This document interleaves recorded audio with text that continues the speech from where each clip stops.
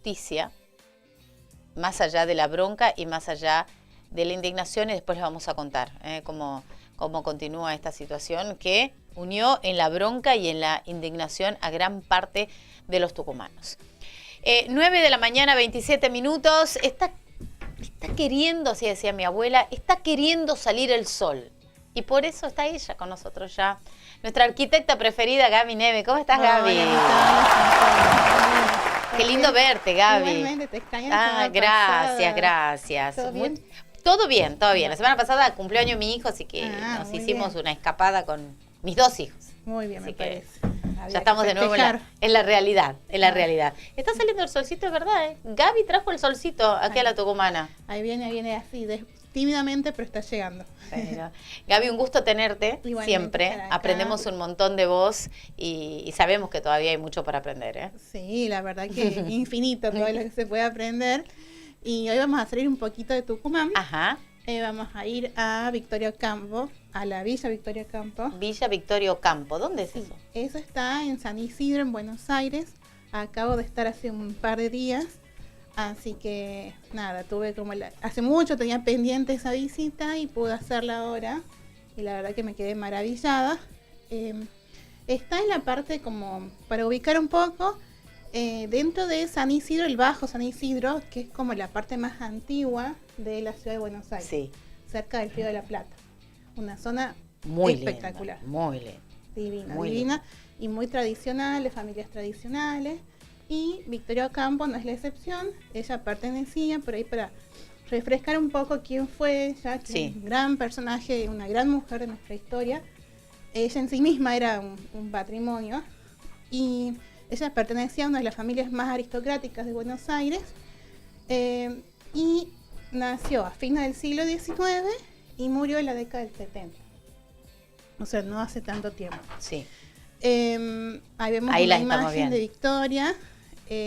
Bueno, ella en los últimos años ya murió mayor, a los 90 y pico, 88 años creo, no, cerca de los 90, en una de sus casas, porque ella tenía 3 casas que se conocen. Esta es la de Mar del Plata, ella es Villa Victoria, se llama, que justamente era la casa de veraneo de Victoria, y tiene 2 más, una que está en cerca de Avenida del Libertador en Buenos Aires, que es una casa moderna, del movimiento moderno, que ahora funciona ahí el Fondo Nacional de las Artes, y su residencia como base fue Villa Ocampo, de lo que vamos a hablar hoy. Bien.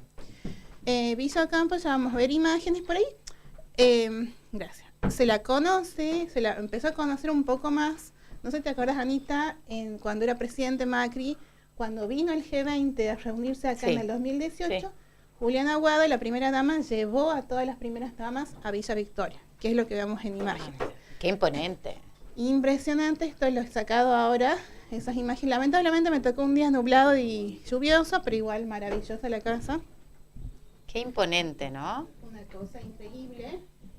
No solo la casa. Muy bien. Bueno, justo ya te tenemos, Gaby. Estamos compartiendo imágenes. Parece un castillo, una casa de ricos y famosos de las novelas. Tal cual. Bueno, ahí Victoria era una mujer, una escritora, o sea, su profesión base era escritora, pero una de las primeras y grandes feministas de nuestro país. Ah, bien, eso te iba a preguntar, ¿qué caracterizaba a esta mujer? Era una revolucionaria, rompió muchísimos patrones para la época, y marcó como un camino en la defensa de los derechos de la mujer, pero la verdad que admira. ¿Qué año estamos hablando, Gaby? Fin del siglo XIX, principio del XX empezó como su acción, digamos. Bien. Y totalmente desprejuiciada, y también imaginemos en ese momento la sociedad, lo que era, y más a la familia que ella pertenecía, que es una familia súper tradicional y aristocrática. Claro. Y generó muchos aportes para la mujer. Y en esta casa tiene el valor no solo por la casa en sí misma, como hablamos siempre, que esta es de 1891, la construyeron. ¿Todas estas imágenes las sacaste vos? Sí, ahora fui el jueves. ¿De una casa? ¿Cuántas personas? Bien. Bueno, esta era, la verdad que era más personas familia... para limpiar y para atender la casa que para las que viven ahí. Es que todo estaba pensado, cuando he conocido he visto la sectorización. Uno tiene la parte de servicio y la parte donde vivía la familia. La parte de servicio es enorme, tiene su entrada independiente. Es como que en esa época se hacían las casas para que no se cruce el personal de servicio con la familia, digamos. Entonces vivían como en un mundo paralelo también. Sí. Vemos muchas series, yo me acuerdo de una serie que era Gran Hotel en Netflix, de una española. Se ve como el submundo, digamos, de lo que pasa ahí. Y además en esa época, la familia, la mujer en sí, la madre de la casa, no se dedicaba al criado de los hijos. O sea, era como mucha vida social. Exacto, la institutriz. Generalmente elegían institutrices extranjeras para que los chicos aprendan en la casa el idioma, inglés o francés. En este caso, Victoria hablaba como primera lengua el francés. Porque en ese momento no había la escuela como la conocemos ahora, entonces la educación se daba en la casa. Ah, bien. Entonces vivían ahí, transitaban y fue una experiencia personal cuando llegué ahí a la parte como el subsuelo. ¿Qué hay ahí, perdón, en este lugar? Ahora en este momento funciona como una casa museo, pero es un observatorio cultural. ¿Por qué? Porque en el año 2013 es declarado como Patrimonio de la UNESCO. Y la ¿Patrimonio de la UNESCO? Patrimonio mundial. Por eso el tesoro que tenemos ahí. Y ahí, antes que muera Victoria, ella ya había arreglado con la UNESCO donarle la casa y que como se convierte en un centro cultural, pero de intercambio para el crecimiento de la cultura argentina. Entonces, ¿por qué? Porque Perdón, ella no tenía descendientes. Ella no tenía descendientes, se casó en un momento, pero después se separó, pero no tenía descendientes. Era una mujer muy libre, muy independiente, una mujer de mundo. Ella viajaba mucho a Europa. En esa época viajaban en barco y pasaban temporadas en Europa. Y cuando ella iba allá, tenía mucho contacto con los círculos intelectuales más importantes europeos de las vanguardias. Era amiga de Picasso, era amiga de Albert Camus, o sea, de figuras muy importantes de la cultura, de la literatura, del arte. Y después esas personas venían a visitarla acá a Victoria en Argentina. Ella los invitaba y todos paraban en esta casa. Por eso tiene el valor, ella recibió a innumerables figuras, hasta Indira Gandhi. Personalidades mundiales. Gaby, ¿y qué hay adentro? Porque... Vamos a ver ya imágenes. Tenemos imágenes. Una parte está transformada como museo, en donde uno ve cómo era la vida de la gente en ese momento y la familia estaba Ocampo, el mobiliario, la inmensa colección de libros que tenía Victoria. Victoria tenía 11.000 libros en su colección que están ahí expuestos. Yo me pasé 11.000 horas mirando, un lujo los libros que tiene, y todos autografiados, o sea, firmados por sus autores. Todos leídos también por eso. Todos leídos a puño y letra con observaciones. Mira. Una mujer, ahí vemos una de las imágenes del interior. En una parte funciona como un bistro o como un restaurante, que estaba justo preparado ahí para un té. La verdad estaban esperando con las masitas finas todo, y el té. La verdad, un sueño. Y bueno, la verdad que vale, a eso también se puede acceder. Uno puede ir a tomar algo ahí también o a comer. Esta parte es como un barcito. Digamos. Claro, en una parte del interior y otra en la galería. Este es uno de los espacios que se expone, que es para reuniones. Pero ve, Anita, que todo muy tradicional. O sea, está impecable conservada la casa, porque la UNESCO... Parqué, ¿no? Sí, todo de parqué. Lo que es. Este es el hall de recepción, que es increíble. Tiene un hogar ahí y tiene toda una triple altura que termina en un vitró. El mobiliario es original, porque justo en esta época, ahí está lo que es el mobiliario. Claro. En esta época... Y la luz también, ¿no? La luz maravillosa. Era la época de la reina Victoria de Inglaterra, entonces donde surge todo el victoriano. Han visto que en las casas de las abuelas están todos los objetos chiquititos, los de decoración, los muñequitos, todo eso. Eso se llama el coleccionismo, que es de esta época. Y todo era como el modelo de vida era la reina Victoria de Inglaterra. ¿Para qué tenés eso? Y limpiar todo eso. Claro, es el de la otra parte. Claro. Esta es la entrada principal, que es maravillosa, una escalera imperial. Un poco, te confieso, Anita, que me sentía medio tenebroso ahí, creo que es medio rara la energía también. ¿Ah, sí? Sí. Y tanta gente que pasa por ahí, Gaby, también, ¿no? Sí, ¿quiénes habrán pasado antes también? O sea, vos entrás y directamente tenés como un pequeño atrio. Tenés un atrio que te distribuye los espacios. Ajá. Tiene un subsuelo, planta baja, o sea, la planta principal, una planta alta y un ático, donde ahí dormía el personal de servicio, también las habitaciones del personal de servicio. Eso no podés acceder. El ático. El ático. Que es como una guardilla que tienen, como muy francesa. Sí. Y toda la casa prácticamente está habilitada para el recorrido. Uno puede recorrerlo solo o con visitas guiadas. Yo en este caso lo recorrí sola porque no coincidía con la visita guiada. Por eso te daba miedo, ¿eh? Me daba miedo por eso y el subsuelo me daba miedo. Se me apagaban las luces y se prendían. ¿En serio? Sí, así como no. Y fui con una amiga y mi amiga salió corriendo. Sí. Mira lo que es eso. Esto es desde el primer piso al hall de entrada, eso que veíamos recién. Bueno, y está lleno de pinturas, arte, porque Victoria era una coleccionista de arte también. Eso es parte de su biblioteca, que los libros están intactos, así como ella los dejó. ¿Y se puede acceder, se puede tomar los libros y...? No sé si habrá alguna oportunidad, supongo que sí, porque como funciona como observatorio. Y ahí se juntan grupos intelectuales. Cuando hablamos de observatorio, ¿qué? Es como observar, digamos, la cultura, o sea, el intercambio entre los escritores, los literarios y la conexión con el mundo, digamos, básicamente.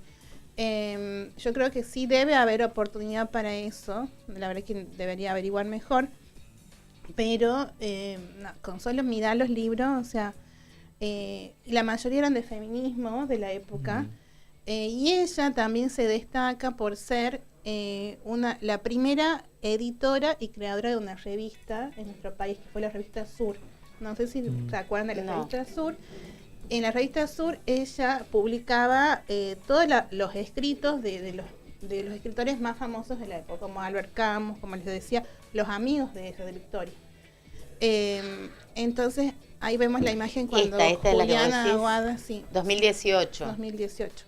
Es justo el acceso uno de los accesos con las primeras damas del momento. Entonces ahí como que tomamos como más repercusión la casa para el público en general, digamos. Y el momento que yo fui, la verdad que estaba lleno de gente, mucho turista, mucha gente comiendo ahí, o sea, mucho movimiento. Abre 3 días a la semana nada más, viernes, sábado y domingo al público, digamos, para las visitas. Y realmente si uno va a Buenos Aires, remil vale la pena visitarla, por todo lo que significaba, como decimos, cultural, y por todo lo que fue Victoria. También es muy conocida su hermana, ellos eran 6 hermanas mujeres. Y esta casa era de la familia. Claro, la construyó el padre de Victoria, que era un ingeniero, Manuel Ocampo, y en un predio que tiene 10 hectáreas, o sea, lo maravilloso de esto es el parque, es fantástico, y da hacia el Río de la Plata. Y después, en un momento, esta casa se la construyó por una tía de Victoria, y la tía le heredó la casa a todos los Ocampo, y subdividieron todo este predio entre las hermanas Ocampo. Bien. Y Victoria se quedó con esta casa, a partir de la década de 1940 empezó a vivir ahí. Entonces fue como su residencia permanente, y las otras hermanas vivieron en otras partes, porque obviamente que era una familia que tenía muchas propiedades. ¿Con quién vivió ella ahí? Vivió con una de las hermanas, una de sus hermanas, la más apegada de ella, que yo creo que es Angélica, si no me equivoco, pero ella vivía parte del año ahí y parte del año en Mar del Plata, en su otra casa. Y en un momento breve vivió en la casa que ella se hizo en donde funciona el Fondo Nacional de las Artes. Ahora, en la zona de la Avenida Libertador. Exacto, por ahí, que esa se la hizo Le Corbusier. Le Corbusier es uno de los grandes maestros de la arquitectura de la historia, era un suizo, que por encargo él le hizo los planos y los construyeron acá. Porque ella siempre estaba como en la vanguardia, digamos, se rompía con todos los patrones, y por eso tenía contacto con Le Corbusier y toda la gente de vanguardia europea.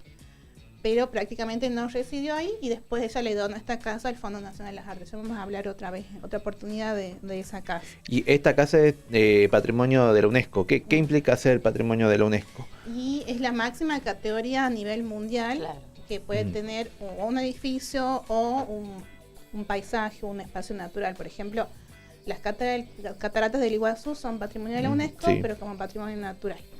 Y implica que la UNESCO se hace cargo del mantenimiento y del funcionamiento de esto. Entonces tienen fondos para eso. Por ejemplo, toda la restauración que se hizo de esta casa antes de que se abra al público estuvo a cargo de la UNESCO y un parte del Estado Nacional, porque también es Monumento Histórico Nacional.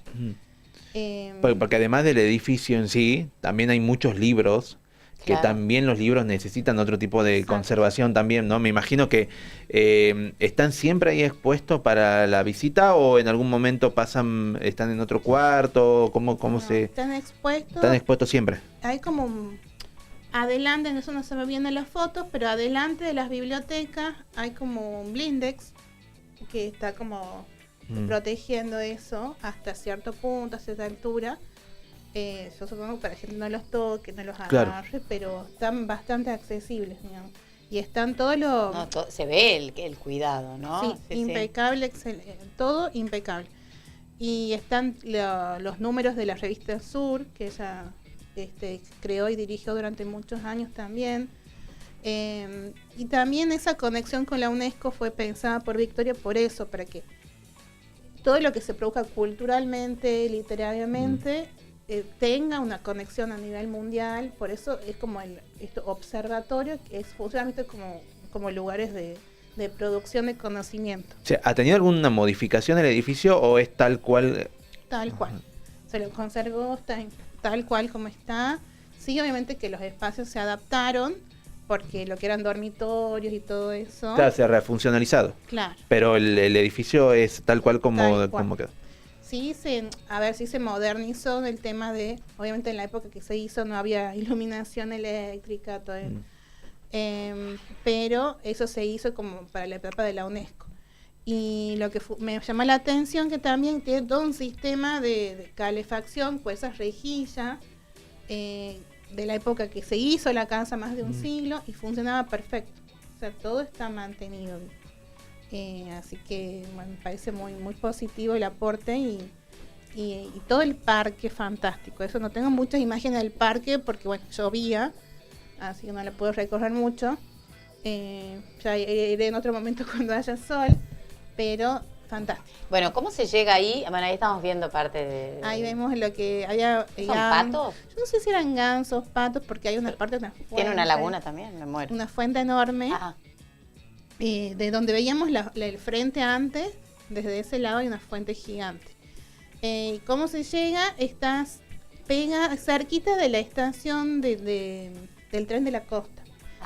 De la estación San Isidro del tren de la costa. Sí. Uno se puede bajar ahí en la estación, caminar un kilómetro y se accede, digamos, a la casa. Ahora, en ese momento, cuando se hizo la casa, era un lugar de veraneo, de quintas, que no había nada. Ahora está toda la zona densificada y rodeada de casas, así que es súper poblada, digamos.